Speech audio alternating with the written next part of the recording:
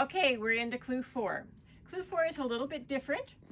We have our dark accent 3.5 by 6.5. We have a background that's 3.5 and 6.5, and we have our small print squares that are 3.5 inch squares. So this is my small print, my background, and my main print, my dark accent.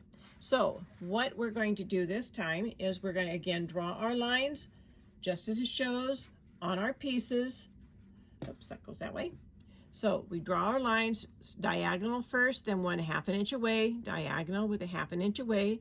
I am going to show you another way of doing this so you don't have to do these lines, but I want to show you the first way so everybody can see how to do this. We're going to take our lines and we're going to place it on here, and we're going to place it just like the picture shows, right here. So we've got this, we're going to sew on this line and that line. This will fold back just as I have here, like this. I've sewn it, cut it away, and it's going to print back. And then we're going to, once we get that, we're going to take our background square and we're going to put it on just like before. So this has been sewn like this and folded back. We're going to sew this one on both lines, and then we're going to get this. So this is the unit, and it's longer than the other units. So this one is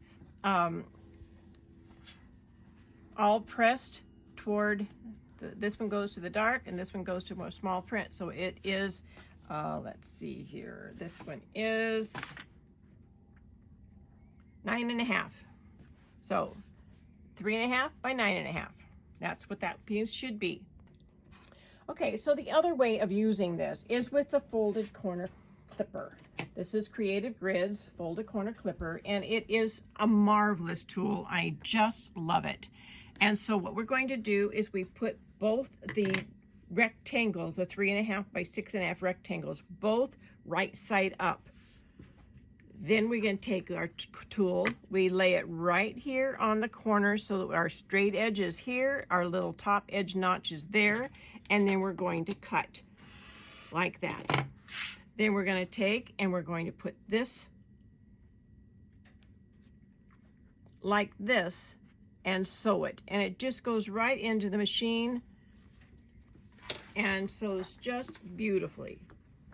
So you have right there, and then you have your 1/4 inch tape on your machine, and then you can sew right with your 1/4 inch, line this edge up down here, and you can get this nice and even, just guiding it right along the edge of my black line there, and it comes out perfect every time. Okay? So that is a bias edge. You don't want to stretch it as you sew it, but it really works out great to have these because both ends meet up perfectly this way. So then we press it back to the red again, and then we'll take our little square, our small print square, and we'll place it on the bottom and sew just like we would normally in all the other units.